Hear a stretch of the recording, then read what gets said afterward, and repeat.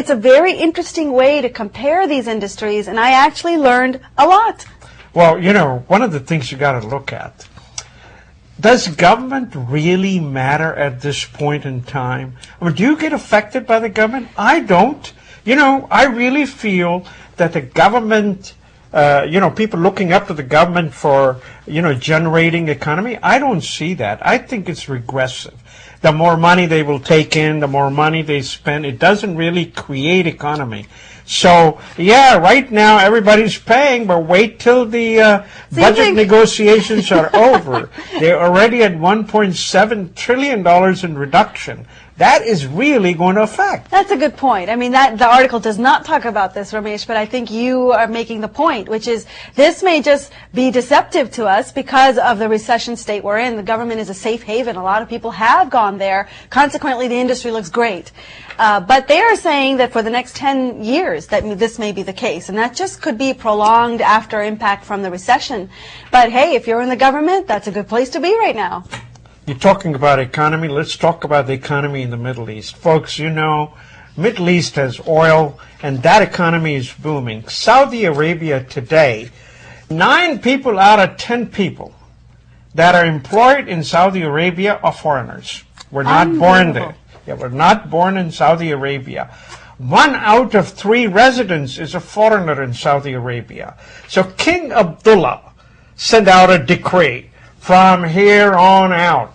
65% of any company, the employees need to be Saudi Arabians. He's got 39% unemployment in the young age. Okay? Now, he's got to employ them.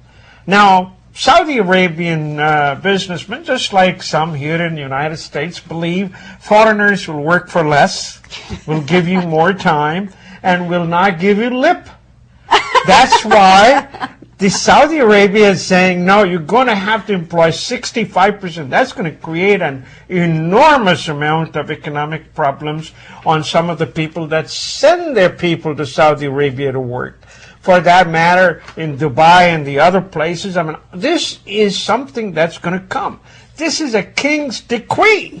I like it, because if you think about it, there could be many positive outcomes. First of all, he's trying to solve a problem that he knows is going to face him. If he has a young population and they're unemployed, well, what do? They're going to go and probably put their energies in the wrong places, because if they're not taking care of their families, if they're not well fed, what happens? People seek out other places to survive. And in many cases, those are the circumstances in which these fundamentalist organizations can rise, or where the Taliban or other such organizations are successful in recruiting these men who really have nowhere else to go, per se.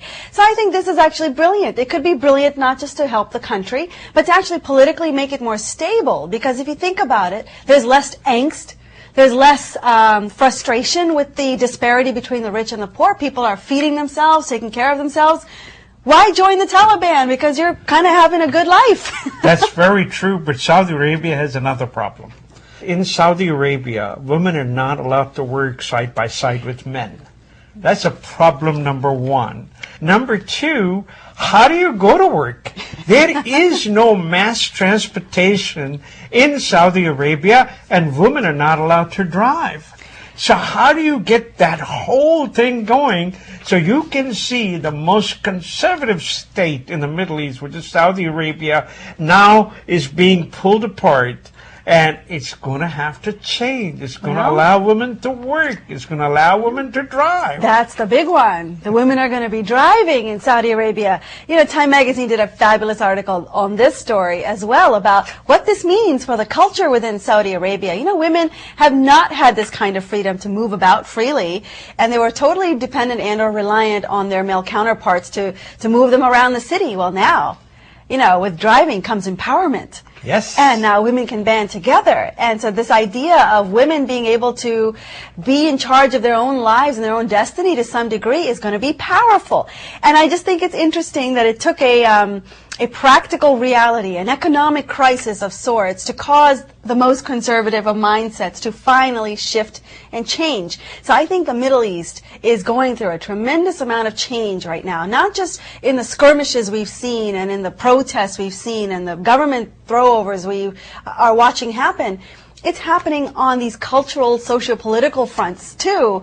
And that, I think, in the next 10 years we'll be living in a new world with a different kind of Middle East. That's true, but at the same time, you got to remember, they pull a lot of people from Egypt.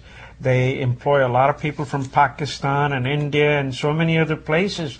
So there's going to be an economic There'll be a ripple impact, effect. a negative Yes. economic impact on some of these countries. But I think But that's economy. It's an example of a country trying to take charge of the conditions that exist within that country. And why not? If you're the king and you recognize a problem, you have the authority, do it. That's why I like the word sustainable.